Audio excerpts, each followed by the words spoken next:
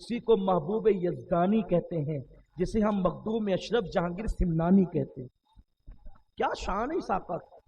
ہمارے یہاں تو ہر ولی کا مقام جدا جدا ہے، لیکن ابھی ولادت بھی نہیں ہوئی۔ والد کے یہاں 3 بیٹیاں پیدا ہو گئی، ولادت نہیں ہوئی۔ باپ کو چاہیے تھا بیٹا، بیٹا اس لیے چاہیے تھا تاکہ میری سلطنت سنبھالے۔ اور مخدوم اشرف کا جو خاندان ہے نا، اتنا اعلیٰ خاندان ہے کہ محمود غزنوی کا جو خاندان ہے وہ حضرت مخدوم اشرف جہانگیر سمنانی کے آباء و اجداد جو اوپر کی پشتوں میں ہوئے ہیں، محمود غزنوی کا خاندان ان کا غلام رہ چکا ہے۔ اسی لیے آپ اپنے خطابات اور ملفوظات میں کہتے ہیں، خود کہتے ہیں، لوگوں آپ نے اشرف کے خاندان کو سمجھا کیا ہے؟ مخدوم اشرف کا خاندان فرماتے وہ خاندان ہے کہ محمود غزنوی جیسے کے باپ دادا میرے خاندان کے غلام رہ چکے ہیں۔ ایسے بادشاہوں کے غلاموں نے مخدوم اشرف رضی اللہ تعالیٰ کی آباء و اجداد کی غلامی کی ہے، حالانکہ وہ خود بھی محمود غزنوی علوی سادات سے ہے، لیکن ان لوگوں نے غلامی کی ہے۔ یہ سلسلہ نسب ہے حضرت سیدنا مخدوم اشرف جہانگیر سمنانی کا، اس لیے کہ دھتورے کے پودے میں کبھی گلاب تو نہیں کھلتے، اس کے لیے پودے بھی گلاب کے چاہیے۔ تو یوں نسل آئی ہے مخدوم اشرف جہانگیر سمنانی کی، ولادت نہیں ہوئی ہے۔ بابا کا خاندان وہ کہ محمود غزنوی جیسے کے خاندان کے لوگ غلامی کرتے ہیں، اور ماں کا خاندان سرکار غوث العظم دستگیر کا خاندان۔ آپ کی امی جان کا تعلق سرکار غوث العظم دستگیر کی خالہ سے ملتا ہے، اس طریقے سے وہ نسبت جاتی ہے، یا خالو سے ملتا ہے، ایک روایت کے مطابق بہن سے ملتا ہے۔ یہ مخدوم پاک کی والدہ، اللہ اکبر، سیدہ خدیجہ بیگم، بی بی خدیجہ بیگم کا حال ہے۔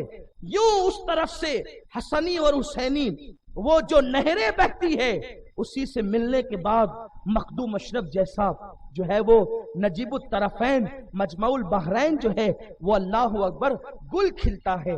ابھی والد کے یہاں بیٹا نہیں، والد مانگ رہے بیٹا، اللہ بیٹا دے تاکہ میری حکومت سنبھالے، میری سلطنت سنبھالے۔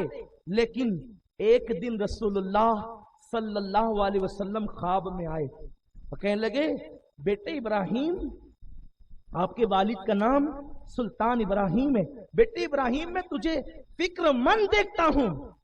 پتا چلا کہاں سمنان اور کہاں مدینہ منورہ، اور حضور فرما رہے بیٹے ابراہیم میں تجھے فکر مند دیکھتا ہوں، یعنی میرا رسول مدینے میں رہ کر سمنان میں کون فکر مند ہے یہ بھی دیکھتے، کون خوش ہے یہ بھی دیکھتے۔ کیوں نہ دیکھیں؟ کیونکہ خود فرماتے ہیں کہ جب میں ماں کے پیٹ میں تھا اس وقت میں لوح محفوظ پر چلنے والے قلم کی آواز سنتا تھا۔ یہ میرے رسول کا فرمان ہے، ماں کے پیٹ میں رہ کر لوح محفوظ پر چلنے والے قلم کی آواز سنتے ہیں۔ قبر کے پیٹ میں رہ کر اگر مالیگاؤں اور سمنان والوں کی آواز سنے تو حیرت کی کیا بات ہے۔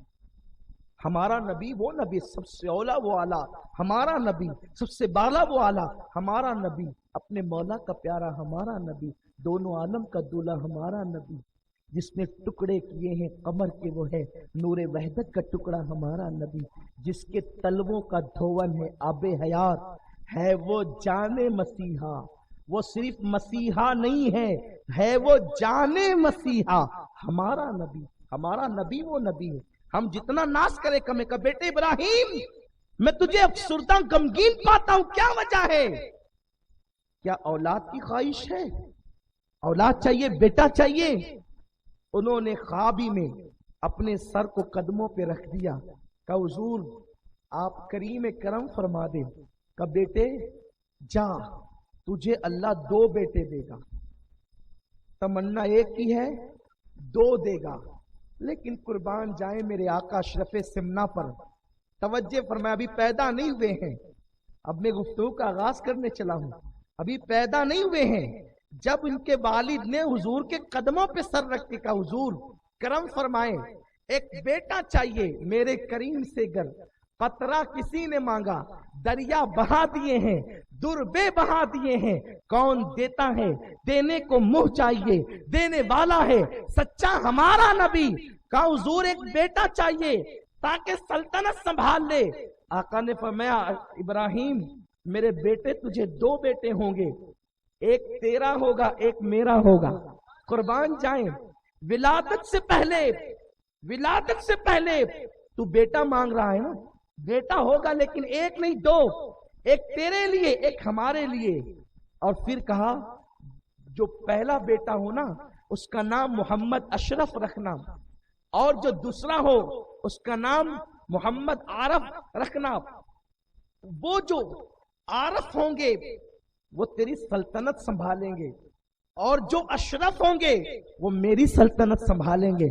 तवज्जो फरमाए, बशारत मिली है और दिल की कली खिल गई है। और फिर उस बशारत का सिलसिला इस तरह पाए तकमील तक पहुंचा कि हजरत इब्राहिम मजजूब एक दिन घर आकर कहते हैं इब्राहिम तुझे बेटा चाहिए ना, तो जरा कुछ कीमत भी देनी पड़ेगी। कहा कितनी? कहा 1000 दिरहम दे दे और बेटा ले ले। खुदा की कसम ये अल्लाह के यार कैसे हैं, ये 1000 दिरहम पे भी बच्चे बेचते हैं, बच्चे कोई बिका करते हैं। लेकिन जब से खुदा अपना यार बनाता है फिर वो कहता है ये खजाने मेरे हैं। रब फरमाया महबूबा खजाने सारे तेरे हैं, अरश वाले परश वाले दीवाने सारे तेरे हैं। वो जिसे अपना बनाता है तुम्हारी तरह अपना बनाता है कि कभी बनाया फिर झगड़े करके अजनबी भी कर दिया? नहीं, वो जिसे अपना बनाता है फिर हमेशा के लिए बनाता है। यूं तो सबको अपना बनाता नहीं, हर मौलवी को अपना नहीं बनाता, हर नमाजी को अपना नहीं बनाता, हर दाढ़ी वाले को अपना नहीं बनाता, हर टोपी वाले को अपना नहीं बनाता। जिसके दिल को अपनी मोहब्बत के लिए चुन लेता है उन्हीं को अपना बनाता है। और वो जो उसके होते हैं फिर वो इतने पावरफुल होते हैं कि कभी उससे रिश्ता तोड़ते नहीं। अगर वक्त आ जाए तो अली असगर जैसा मासूम भी कुर्बान कर देते हैं, वक्त आ जाए तो 18 साल का अली अकबर भी कुर्बान कर देते। अरे तुम्हारी जेब से अल्लाह के नाम पे 100 रुपए नहीं निकलते, तुम उसके कैसे बन सकते हो? वो अल्लाह वाले होते हैं जो घर लुटा कर भी कहते अब तू राजी है कि नहीं है। ये उसके यार होते। यार ऐसों को बनाता है। अरे तुम एक दिन अल्लाह की रजा के लिए नफली रोजा रखने के लिए सोचते हो कि रखे कि न रखे, जो उसके हो जाते वो 12-12 साल तक भूखे पड़े होते हैं। उन्हीं को वो यार बनाता है, यूं ही वो यार थोड़ी बनाता, इसलिए कि उसको कोई मफाद की हाजत नहीं। आज समद है वो अल्लाह समद, वो समद है, बेनियाज है। फिर बेनियाज है तो कहता है लम यलिद व लम यूलद, मेरी कोई औलाद ही नहीं। अल्लाह के लिए शान है कि उसकी कोई औलाद नहीं। लेकिन समझने समझाने के लिए एक फलसफा पेश करता हूं, औलाद क्यों नहीं? इसलिए अगर औलाद होती तो खुदा का बेटा भी खुदा ही होता, और 2 खुदा हो नहीं सकते। जब 2 नहीं हो सकते तो 360 कैसे हो सकते हैं? इसलिए उसकी कोई औलाद नहीं। और बात यह है, तवज्जो, बात यह है कि जब औलाद होती है ना तो सबसे ज्यादा औलाद ही प्यारी होती है। औलाद होती है तो सबसे ज्यादा, इसीलिए देखो भाई भाई में झगड़ा होता है औलाद की वजह से। कभी कभी मियाँ बीवी भी झगड़ा होता है। बच्चा स्कूल नहीं जा रहा है, मियाँ ने आस्तीन चढ़ा के मारी तो बीवी का मारना नहीं, ऐसा होता है ना। कभी बीवी ने मारते तो शौहर ने का मारना नहीं। बच्चे से प्यार जो है बीवी से भी लड़ लिया। इसका मतलब यह है कि जब बच्चा होता है तो बच्चे से ही बहुत प्यार होता है। कुर्बान जाए तो लम यलिद वलम यूलद, मेरी कोई औलाद ही नहीं और मेरे कोई माँ बाप ही नहीं है, क्योंकि उसकी शान है, क्योंकि बफर्ज मुहाल हो ही नहीं सकता। औलाद होती तो मदीने वाले महबूब की तुझसे ज्यादा प्यारी होती, बगदाद वाले महबूब तुझसे ज्यादा प्यारी होती, अजमेर वाले महबूब तुझसे ज्यादा प्यारी होती, सिमनान वाले महबूब तुझसे ज्यादा प्यारी होती।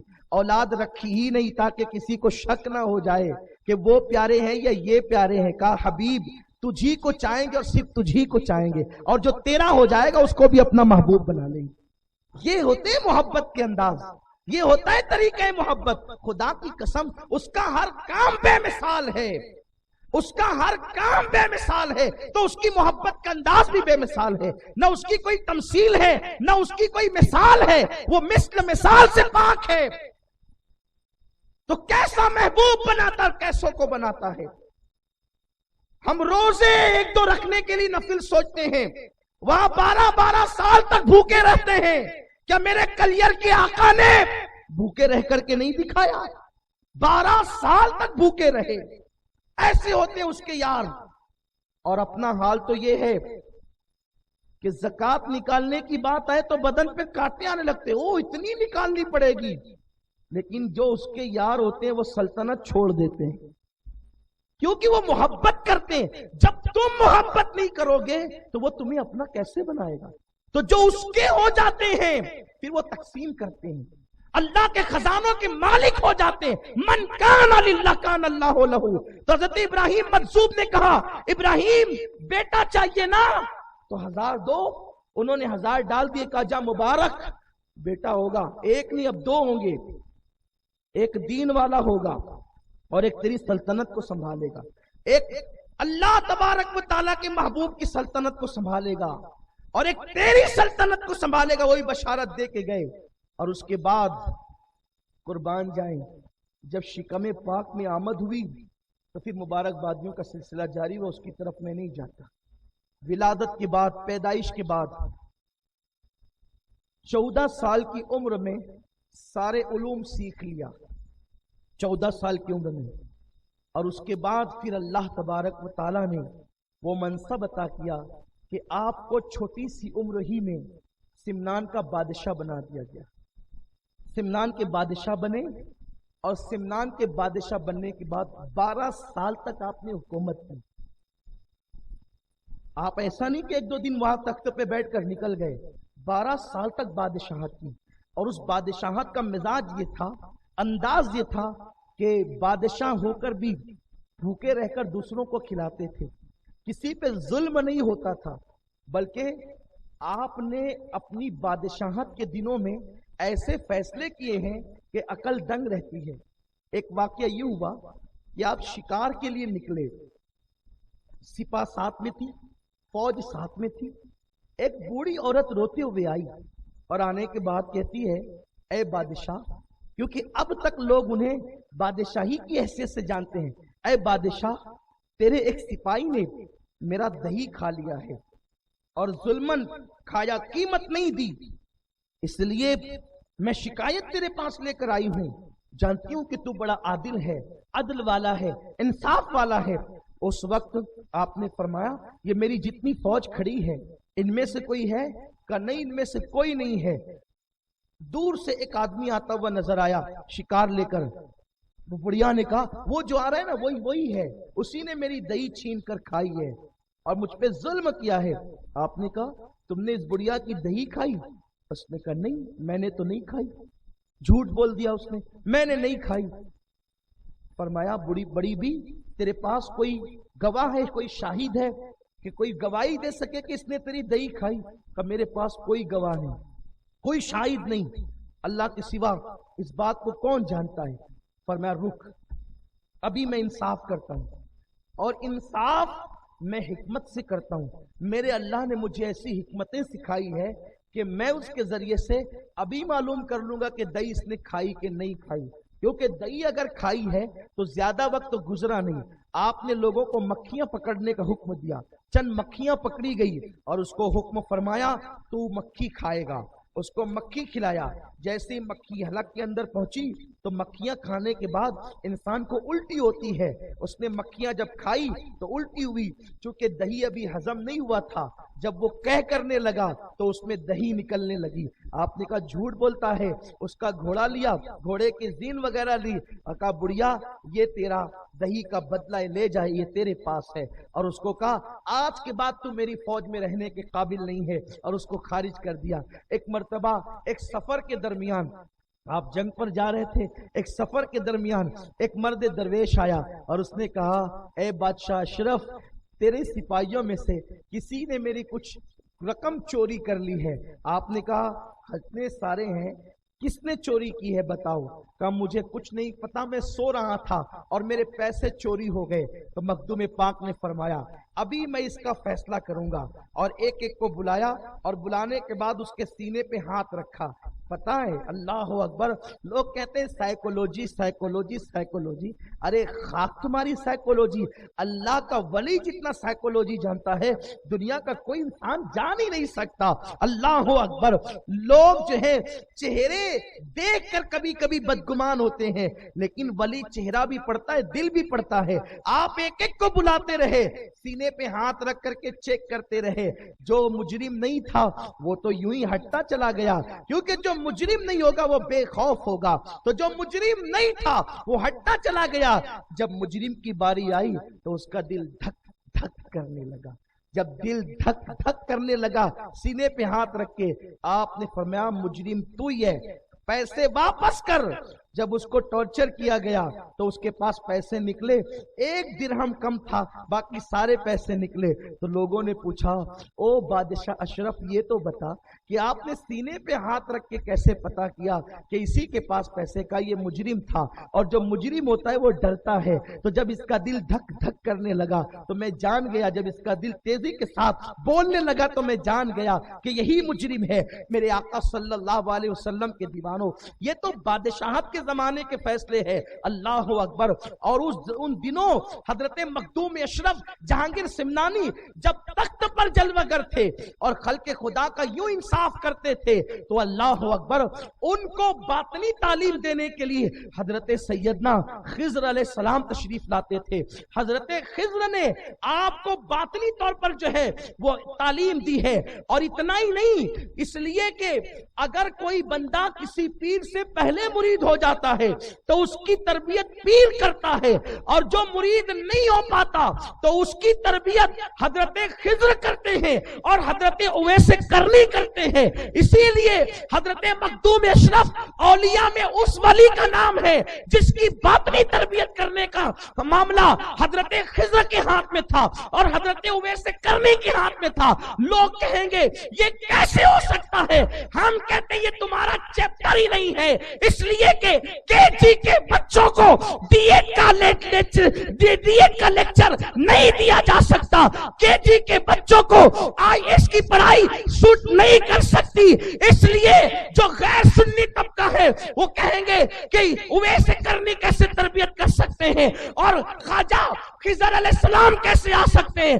ہم کہتے ہیں یہ تمہارا ٹاپک ہی نہیں ہے، یہ تو عوام میں ہم صرف بتا دیتے ہیں، ورنہ حقیقت یہ ہے جب اس راہ میں تم قدم رکھو گے تو تمہیں پتا چلے گا کہ خضر بھی تربیت کرتے ہیں، اویس کرنی بھی تربیت کرتے ہیں، کیونکہ ولی کی روح اللہ اکبر فیضان پہنچاتی ہے.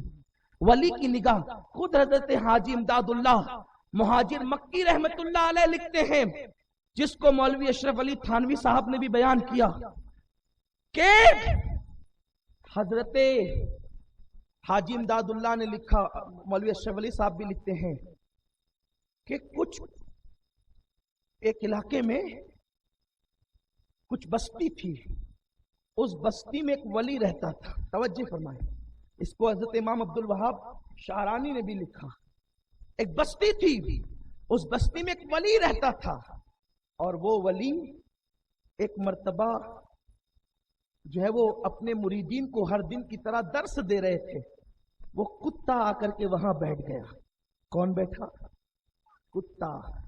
کتا آ کر کے بیٹھ گیا. وہ ولیوں کی محفل میں جہاں واعظ و نصیحت ہو رہی تھی، روز ہوتی تھی، اس دن آ کے کتا بیٹھ گیا اور وہ غور سے اللہ والوں کی باتیں سننے لگا. تو حاجی امداد اللہ مہاجر مکی لکھتے ہیں اور امام عبد الوہاب شعرانی لکھتے ہیں، مولوی اشرف علی تھانوی صاحب لکھتے ہیں کہ اس ولی کی چوکھٹ پر واعظ و نصیحت سننے کے لیے کتا ادب سے بیٹھا. اس ولی کو یہ ادا اتنی پسند آ گئی، یہ تینوں کتاب کا نچوڑ عرض کر رہا ہوں، اس ولی کو کتے کی ادا اتنی پسند آ گئی کہ اس ولی نے نظر بھر کر کتے کو دیکھ لیا. تو نظر بھر کر کتے کو دیکھا تو اس دن کے بعد سے اس کتے کی یہ شان ہو گئی کہ محلے کے سارے کتے جمع ہو کر کے آتے اور اس کتے کا چہرہ تکتے. نادان تو ولی کو سمجھتا کیا ہے؟ کتے پر نظر پڑ جائے تو کتے کو کتوں میں محترم بنا دیتا ہے، کتے کو کتوں میں محترم بنا دیتا ہے، اور اگر ولی کی نظر پڑ جائے تو انسان میں انسانوں کو محترم بنا دیتا ہے. لیکن کوئی آ کر ادب سے بیٹھے تو صحیح، جب ادب ہی نہیں معلوم ہے، نہ نبی کا، نہ ولی کا، نہ خدا کا، نہ ماں باپ کا، نہ پڑوسی کا، نہ احباب کا، تو کیا ملے گا؟ جو ملتا ہے ادب سے ملتا ہے۔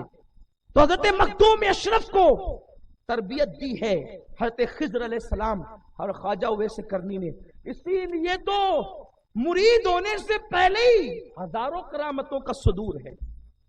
مرید تو بعد میں ہوئے ہیں، مرید تو بعد میں ہوئے۔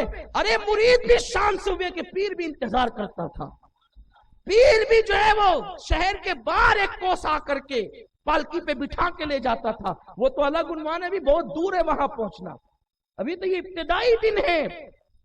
جب آپ نے سفر شروع کیا تو امی نے کہا بیٹے تو جا رہا ہے نا، تو جا رہا ہے تو ایسے جا فوج فاٹے کے ساتھ، میں سمجھ لوں گی کہ میرا بیٹا جہاد پر گیا ہے۔ آپ نے کہا ٹھیک ہے۔ فوج تھی، لوگوں کو رخصت کرتے رہے، کچھ بچ گئے، جو قریبی لوگ تھے وہ بچ گئے، تو ان کو لے کر مسجد میں اترتے تھے اور مسجد کے صحن میں اپنی سواری کے جانور باندھتے تھے۔ دو مولوی لوگ، یعنی ایک مولوی وہ ہوتا ہے جو پڑھتا ہے کتاب اور اس کو کسی اللہ والے کی نظر بھی ملتی ہے، یعنی کسی پیر کا فیضان بھی ملتا ہے، تو وہ نہیں بگڑتا مولوی، وہ مولانا روم بن جاتا ہے، وہ امام احمد رضا بن جاتا ہے، وہ حضرت شیخ سعدی شیرازی بن جاتا ہے نا۔ اور جن مولویوں کو صرف کتابی پڑھنا ملتی ہے، کسی کا فیضان نظر نہیں ملتا، تو ابو الفضل بن جاتا ہے، فیضی بن جاتا ہے نا۔ اور اسی طریقے سے جو بگڑے ہوئے لوگ ہیں تو پھر وہ نبی کی توہین کرتا ہے، ولی کی توہین کرتا ہے، یہ سب ہوتا ہے۔ ایک ہے علم اور ایک ہے فیضان علم۔ علم کتاب سے ملتا ہے اور فیضان علم ادب سے ملتا ہے، اللہ والوں کی تعظیم سے، ادب سے ملتا ہے، ان کی غلامی سے ملتا ہے۔ کسی نے کہا نا اگر کچھ مرتبہ چاہے تو خدمت کر فقیروں کی۔ بات طویل ہو رہی، ٹائم بھی ختم ہو رہا ہے، میں اپنی گفتگو جلدی سے سمیٹ لوں اور آگے بڑھ جاؤں۔ تو کبھی کبھی بیچارے دو چار ورق پڑھ لیتے ہیں اور پھر سوچتے ہیں کہ یہی کل کائنات ہے، لیکن ان کو نہیں معلوم یہ حروف کے سوا بھی اس کے اندر کوئی راز ہے، اور اس کے لیے کسی اللہ والے کی چوکھٹ چاہیے، کسی ولی کا آستانہ۔ مولانا روم جیسی شخصیت کہتی ہے مولوی ہرگز مشہود، مولائے روم پوری زندگی الہیات کا فلسفہ پڑھاتے پڑھاتے زندگی گزر گئی، لیکن کہتے ہیں جب شمس تبریز کا دامن ملا تب پتا چلا کہ خدا کی شان کیا ہے۔ اور خود اعلیٰ حضرت امام احمد رضا نے بھی لکھا، اے رضا یہ کرم ہے احمد پاک کا، ورنہ تم کیا سمجھتے خدا کون ہے۔ خدا کی معرفت اللہ والوں کی چوکھٹ سے ملتی، کیونکہ اس کا اعلان ہے وَابْتَغُوا إِلَيْهِ الْوَسِيلَةَ، اللہ تک پہنچنے کے لیے وسیلہ تلاش کرو۔ کچھ لوگ کہتے ہیں اللہ تک پہنچنے کے لیے وسیلے کا مطلب نماز پڑھو، ہم کہتے ہیں شیطان نے کم پڑھی تھی؟ بالکل پڑھو نماز، نماز کی اہمیت ہے، نماز فرض ہے، افضل العبادات ہے، اس کے بغیر تو کوئی عمل قبول ہی نہیں ہے۔ لیکن ہمارا عقیدہ یہ ہے کہ عبادت بھی خدا تک پہنچنے کا وسیلہ ہے، لیکن اس سے مضبوط وسیلہ اللہ والوں کی ذات ہے، کیونکہ عبادت مردود ہے یا مقبول اس کی کوئی گارنٹی نہیں، لیکن اللہ والے مقبول ہی ہے، اس کی گارنٹی موجود ہے۔ تو مقبول وسیلہ لے کر جاؤ گے۔ دیکھو ایک مثال دیتا ہوں، دنیا کی مثال دے کر آخرت کو سمجھانا، یہ اللہ کی بھی سنت ہے، رسول اللہ کی بھی سنت۔ لوگ کہتے ہیں دنیا سے نہ ملاؤ، ہم کہتے ہیں اللہ نے مچھر کی مثال دی، مکڑی کے جالے کی مثال دی، شہد کی مکھی کی مثال دی، مثالیں دینا اللہ کی سنت ہے۔ آپ کہیں پھنس گئے تو ایک ایسا مستور الحال مل گیا جس کے بارے میں پتہ ہی نہیں ہے کہ یہ قبول ہے یا مردود ہے، جس کے پاس لے جا رہے ہیں اس سے دوستی ہے یا دشمنی ہے۔ لے گئے، دوستی تھی تو ٹھیک ہو گیا، لیکن اگر دشمنی تھی تو گئے آپ ڈوب کے، نہ خدا ہی ملا، نہ وصال سنم، نہ ادھر کے رہے ادھر کے رہے، بات بننے کی بجائے بگڑ جائے گی، بلا تشبیہ بلا تشبیہ۔ ہم جو نماز پڑھتے ہیں، ارے میرے بھائی ابھی تک تو استنجا کی سنتیں نہیں معلوم، کس نماز پہ غرور کر رہا ہے تو؟ ہم جو روزہ رکھتے ہیں، روزے کے آداب پتہ ہے، لعلکم تتقون کی منزل چاہیے اس کے لیے۔ تو جس عبادت کے بارے میں یقین نہیں کہ یہ قبول ہے یا مردود، اسے تو وسیلہ بنانے چلا ہے۔ ارے اس مصطفیٰ کے قدموں میں آ جس کی قبولیت کی سند قرآن دے رہا ہے، ان ولیوں کے قدموں میں آ جن کی قبولیت کی سند حدیث دے رہی ہے، انہیں وسیلہ بنا تاکہ تو خدا تک پہنچ جائے۔ اللہ والے ہیں یہ اللہ سے ملا دیتے ہیں۔ تو عرض یہ کر رہا تھا، کچھ تھوڑا بہت پڑھے ہوئے لکھے کچھ مولوی آ گئے جنہیں بہت ناز تھا دلیلوں پہ، بڑا ناز تھا کتابوں کے مطالعے پہ. کتابوں کا مطالعہ کبھی کبھی اندھا بھی کر دیتی ہے انسان. لوگ کہتے ہیں بھائی تجھے 40 سال کی عمر میں چشمہ کیوں لگا گا؟ بہت کتابیں پڑھی. ہاں پڑھی تو چشمہ لگ گیا، لیکن دل کی آنکھ نہیں کھلی. انا للہ و انا الیہ راجعون. استغفر اللہ. کیا حال ہے لوگوں کا. ارے علم تو وہ ہے جو دل روشن کرے. چشمہ لگے نہ لگے، میں چشمے والوں کی مذاق نہیں اڑا رہا ہوں، آپ برا نہیں مانے میری بات. یہ کبھی ہمیں بھی لگ سکتا ہے، اللہ محفوظ رکھے، لیکن انسان ہے، کسی اور وجہ سے بھی لگ سکتا ہے. کوئی ایسی مذاق کی بات نہیں، لیکن بات سمجھانے کے لیے ہوتی ہے. بات سمجھنے دل روشن کرتا ہے نا. علم دل روشن کرتا ہے. علم وہ ہے، قرآن کہتا ہے جہاں علم والا سویا ہو وہاں مچھلیاں بھی زندہ ہو کے تیرنے لگتی ہے. علم وہ ہے جو تخت بلقیس کو لا کر حاضر کرتا ہے. ایک طویل داستان ہے، لیکن جن کو اپنے علم پہ ناز فیضان علم نہیں، وہاں ڈوبنا ہی ڈوبنا ہے. اکبر کے دربار میں اتنے بڑے بڑے ملا تھے کہ تفسیر قرآن بغیر نقطوں کے انہوں نے لکھی ہے. ڈوب گئے. لیکن تیرا کون؟ وہ مجدد الفسانی، وہ مجدد الفسانی جو باقی باللہ جیسے پیر کا غلام ہو گیا، جو باقی باللہ جیسے مرشد کا غلام ہو گیا. تو آنے کے بعد ملنے کے لیے آئے. کچھ لوگ آتے ہیں فیض لینے، کچھ آتے ہیں نکتہ چینی کرنے. مجمع میں بھی کچھ ایسے لوگ ہوتے ہیں بیان سننے کے لیے، کچھ آتے ہیں کہتے ہیں کہ چلو کچھ سیکھ لیں گے، تو وہ سیکھ کر ہی لے جاتے ہیں. پھر بی بی زہرا کی خیرات لے کے جاتے ہیں، کوئی امام حسین غوث العظم کی خیرات، جو چاہتے چلو دیکھیں کوئی ایک آدھ نکتہ تو ایسا ملے کہ جس کو ابا بنایا جائے. وہ کچھ نہیں لے جاتے. ان کی دنیا بھی خراب ہے اور آخرت بھی خراب. بہت آتے ہیں میری محفل میں، تو خاص طور پہ آتے ہیں. میری کیا محفل، یہ تو آقاؤں کی محفل ہے. اس محفل کا تو میں خادم ہوتا ہوں. بہت آتے ہیں، لیکن ان سے کہتا ہوں نیت اچھی لاؤ گے تو خدا کی قسم زہرا کی خیرات لے کر جاؤ. آؤ در زہرا پر پھیلائے ہوئے دامن، نسلیں ہیں کریموں کی، لجپال گھرانہ ہے. جن آقاؤں کا ذکر ہو رہا ہے یہ ان لوگوں کی محفل ہے. اچھی محفل، اچھی نیت سے آؤ، خیرات لے کے جاؤ گے. ارے یہ وہی محفلیں ہیں جن میں شرابیوں نے توبہ کر کے نمازیں پڑھی ہے. یہ وہی محفلیں ہیں ماں باپوں کے غدار وفادار ہو کر گئے ہیں. اور خاص طور پہ تو محرم کی میرے حسین کی محفل نے تو انقلاب بپا کیا ہے. نیت اچھی لائے تو اچھا لے گئے، بری لے کر کے آئے تو پھر پڑے رہ گئے، تباہ ہو گئے. تو کچھ لوگ فیض لینے آتے، کچھ لوگ کرٹیسائز کرنے آتے، نکتہ چینی ٹپنی کرنے آتے ہیں.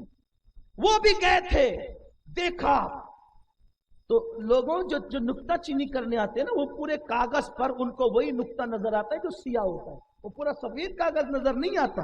اور مکھی کی یہ پلید خصوصیت ہے، اس کی پلید فطرت ہے، پورا اچھا جسم چھوڑے گی، بیٹھے گی وہیں جہاں کوئی زخم ہوگا. اس کا مطلب اس کے حصے میں وہی ہے، اس کے حصے میں وہی ہے، وہ وہی بیٹھی. انہوں نے بھی دونوں نے دیکھا. میرے مخدوم کا خوبصورت چہرہ نہ دکھا انہیں.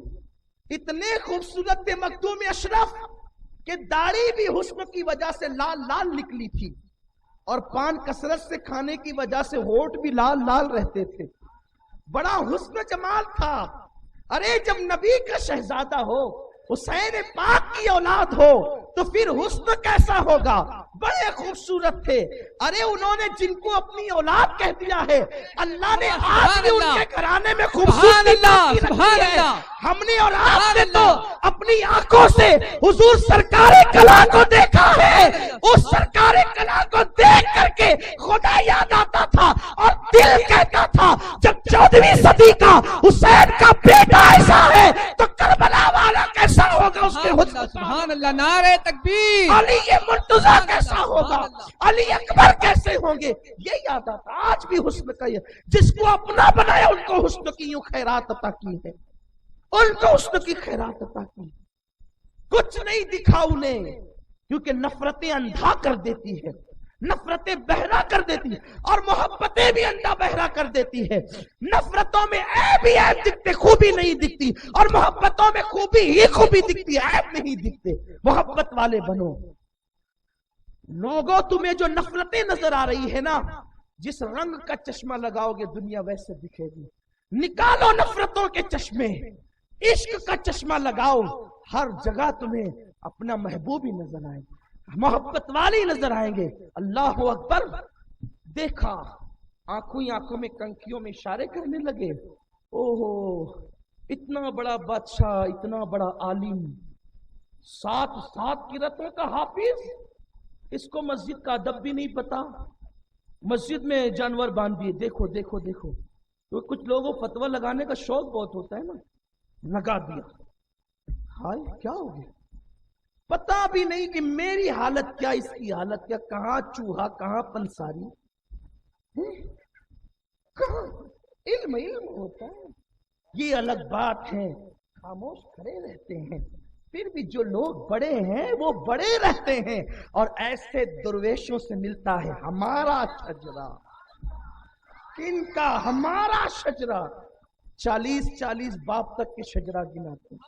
हाँ, यानी कि बाप 40 नहीं होते, बाप का बाप, बाप का बाप, बाप का बाप। ऐसे दुर्वेशों से मिलता है हमारा शजरा, जिनके कदमों में कई ताज पड़े रहते हैं। हाँ, जिनके यहाँ शजरे नहीं, उन्हें शजरों से बड़ी नफरत है। बेशजरों को शजर निकाल के कहा, देखो देखो ये तो मस्जिद का अदब नहीं जानते। अच्छा, मेरा मखदूम वो था, वो किताबें नहीं पढ़ता था, वो चेहरा भी पढ़ता था, वो दिल भी पढ़ता था। इसलिए कि जो खुदा का हो गया, खुदाई उसकी हो गई। आपने घोड़े पे तवज्जो की तो घोड़ा ही आया।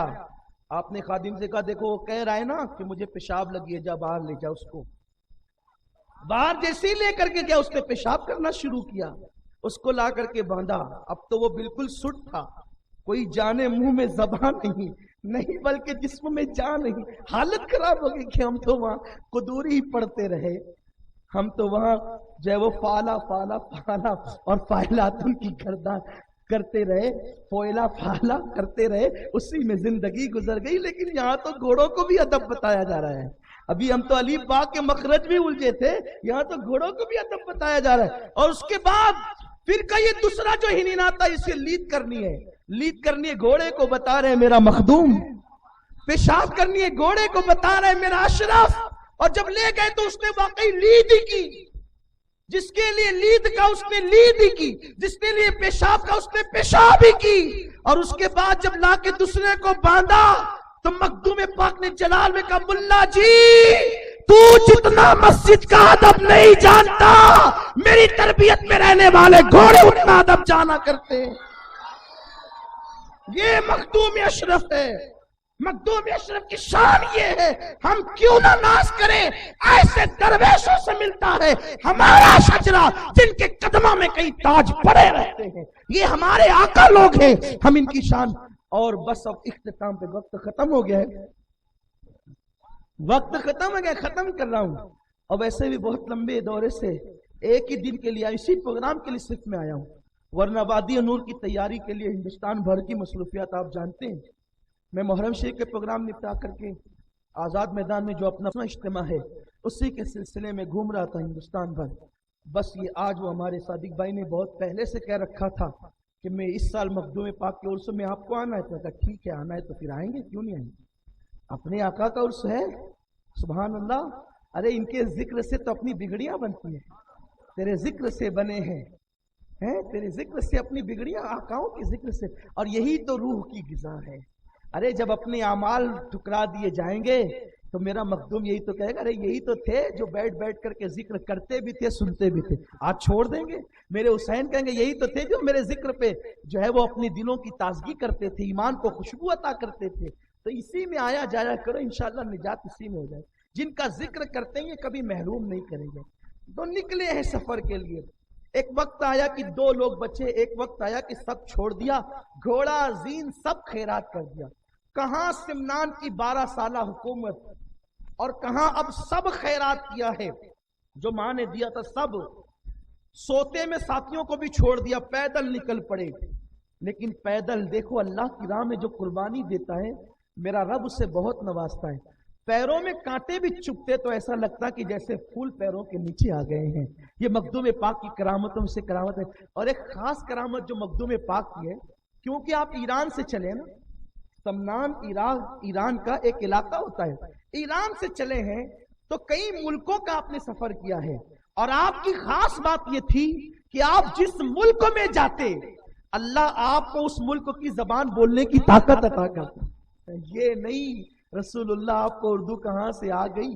ارے حضور اردو سیکھنے کسی مدرسے میں جائیں گے؟ خدا کی قسم جب ان کے شہزادے کی شان یہ ہے کہ جس صوبے میں قدم رکھے اس صوبے کی زبان بولنے لگے, جس ملک میں قدم رکھے اس ملک کی زبان. ہم ایسے ایسے ہیرے کی کان رکھتے ہیں, ہمیں کوئی کیسے پیتل پر جو ہے وہ معاذ اللہ للچائی ہوئی طبیعت کی طرف مائل کر سکتا ہے؟ نہیں نہیں, جو سونا دیکھ چکے ہیں وہ پیتل پہ کبھی فدا نہیں ہو سکتا, اس لیے کہ جوہری جوہر کی گت جانتا ہے. جو جوہر میں پلا بڑا ہو اسے پتا ہوتا ہے کہ جوہر کیا ہوتا ہے, اور وہ جوہری کہلاتا ہے. بہرحال تو میرے آقا پیدل چلنے لگے, جس خطے میں پہنچے وہاں کی زبان بولی, لوگوں کو مسلمان بھی کرتے جاتے تھے, فیضان بھی دیتے جاتے تھے, اور بہت گھومے. سرکار بندہ نواز سے ملاقات ہوئی.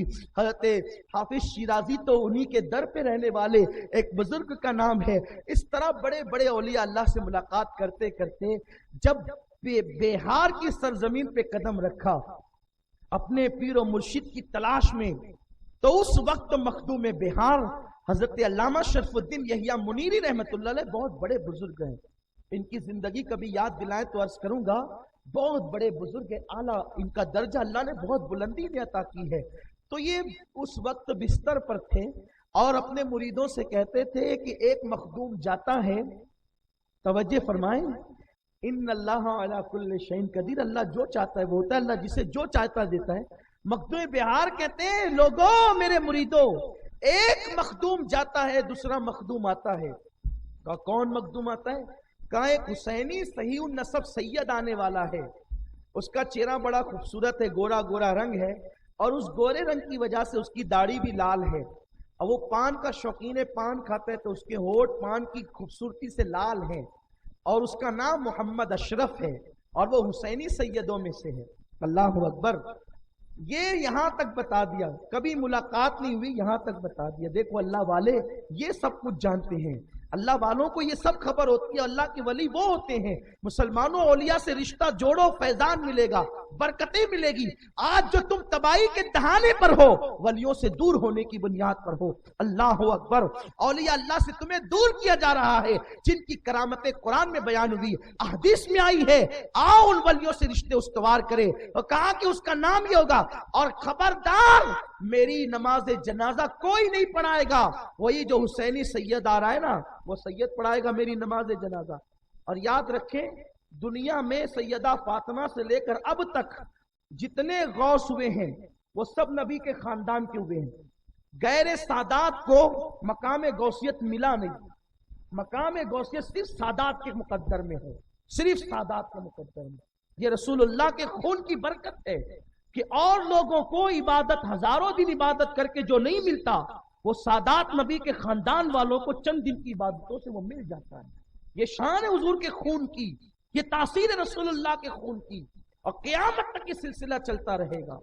اور مقام غوثیت کے لیے اللہ نے اس زمانے میں مخدوم اشرف کا انتخاب فرمایا تھا, کیونکہ وہی میری نماز جنازہ پڑھائے گا. اور جب آنکھیں بند کر لی وصال ہو گیا, غسل دیا, کفن پہنایا, لیکن اب جنازے کی نماز کا وقت آیا, تو نماز جنازہ کا ٹائم آیا, تو سوچا کہ پیر کی تو وصیت ہے. ڈھونڈنے لگے تو دیکھا کہ سامنے سے خوبصورت بندہ پیدل چلا آتا ہے. تو سلام کیا, پوچھا آپ کا نام محمد اشرف ہے؟ کہا جی ہاں. آپ سید ہیں حسینی؟ گردن نیچی کر لی, کہا کہ جی ہاں, یہ برکت بھی مجھے حاصل ہے. اور اس کے بعد پھر لے کر کے گئے تو کہا کہ نماز جنازہ پڑھائیے. کہا نہیں میں نہیں پڑھاتا. کہا ہمارے پیر کی وصیت ہے آپ کو پڑھانی ہوگی. کہا میں اس قابل نہیں. خدا کی قسم کیا عاجزی, کیا عاجزی ہوں. یہاں تو نماز جنازہ کے لیے جھگڑے ہیں, میں پڑھاؤں گا میں پڑھاؤں گا. انا للہ و انا الیہ راجعون. وہاں وصیت کر گئے ہیں, وہاں وصیت کر گئے کہ اسی کو پڑھا جس کے رتبے ہیں سوا, ان سے سوا مجھ کو. لوگوں اپنی اصلاح کرو, اللہ کی طرف آؤ, مولا کو راضی کرو, اس کی طرف بڑھو. کچھ نہیں ہے دنیا کی جھنجٹ میں, کچھ نہیں ہے مال کی لالچ میں, کچھ نہیں ہے گناہوں کی لذت میں, کچھ نہیں ہے. خدا سے رشتہ جوڑو, وہاں ساری لذتیں ملے گی. کہ ہم نہیں پڑھائیں گے اس قابل اپنے آپ کو نہیں سمجھتے. کہا نہیں, آپ کے لیے تو ہمارے پیر نے کہا آپ کو پڑھانا ہوگا, پڑھائیے, آپ بھی پڑھائیے. پھر آگے بڑے, نماز پڑھائی, دفن کر دیے گئے. حضرت مخدوم بہار کو دفن کیا گیا، لیکن جیسے انہیں دفن کیا گیا قبر انور بنا دی گئی، حضرت مخدوم بہار کا ہاتھ باہر آ گیا. بھائیو قبر اتنی گہری ہوتی ہے کہ اگر مردہ بڑھا بھی دے تو باہر نہیں آتا، لیکن یہ ولی کی شان ہے. سبحان اللہ. بہت باہر آیا. مریدین حیران ہے کہ یہ ہاتھ باہر کیوں آیا ہے. یہ ساری داستان ہمارے یہی ملے گی، آپ کو اہل سنت میں ملے گی، کیونکہ اللہ والوں کی شان ہی جدا ہے. الحمدللہ تعالی حاضر من فضل ربی. یہ ہمارے رب کا فضل ہے. ہمارے یہاں کیسے کیسے اللہ والے موجود ہیں، اللہ کے ولی، اور صرف ہمارے یہاں ہی ہے. یہ برکتیں صرف آپ کو یہی. ہاتھ باہر آ گیا. جب ہاتھ باہر آیا ہے مریدین حیران، معتقدین حیران، سب پریشان ہے. یہ کیا ہو گیا؟ کوئی کچھ جانتا نہیں. حضور مخدوم پاک کے پاس آئے، اور جب حضور مخدوم اشرف کے پاس آئے تو آنے کے بعد کہا کہ حضور اصل یہ ہو گیا کہ ہمارے پیر کا ہاتھ باہر آ گیا، سمجھ میں نہیں آتا کیوں باہر آیا. آپ نے آنکھیں بند کی، مراقبہ کیا، فرمایا کہ تمہارے پیر صاحب کہہ رہے ہیں کہ رجال الغیب سے ان کو کوئی ٹوپی یا تاج ملا تھا، اور انہوں نے وصیت کی تھی کہ بطور تبرک ان کے کفن میں رکھ دینا. تم ہما ہمی میں غم میں بھول گئے، تو وہی تو تمہارے پیر مانگتے کہ ہماری امانت واپس دو.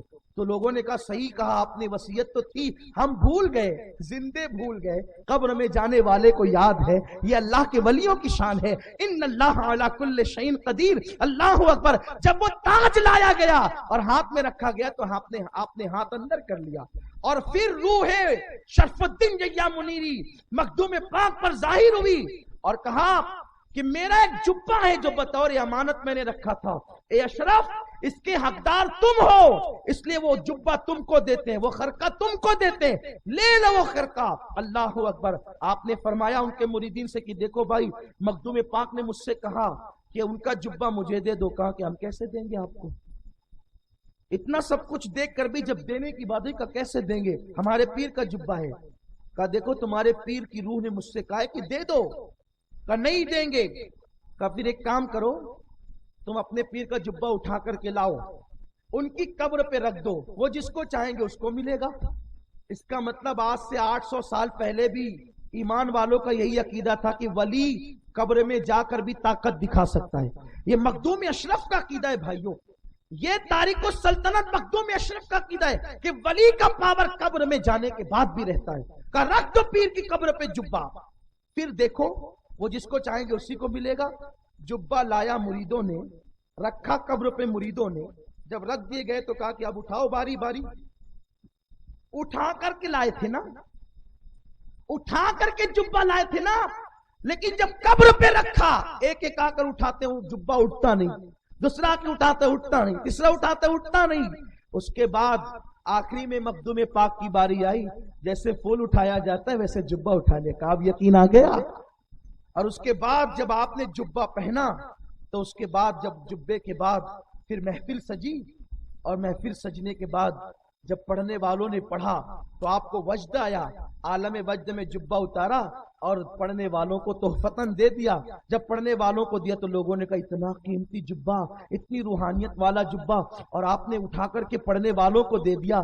فرمایا جبے میں جو تھا وہ سب لے لیا ہے، اور جو کپڑا بچا تھا وہ واپس کر دیا. کپڑے کی کوئی خصوصیت نہیں ہوتی، وہ تو روحانیت کی خصوصیت ہوتی ہے. جو لینا تھا وہ مل گیا. یہ میرے مخدوم ہے، میں کیا عرض کروں. انشاءاللہ محفلیں سجتی رہے گی، باتیں عرض کی جاتی رہے گی. اللہ ان آقاؤں کے فیضان سے ہم سب کو مالا مال فرمائے، ان کی برکتیں ہمیں نصیب فرمائے، اور دونوں جہان میں اللہ ان کی غلامی نصیب فرمائے. دوران گفتگو کوئی غلطی ہو تو اللہ معاف فرمائے. وما علینا الا البلاغ. السلام علیکم.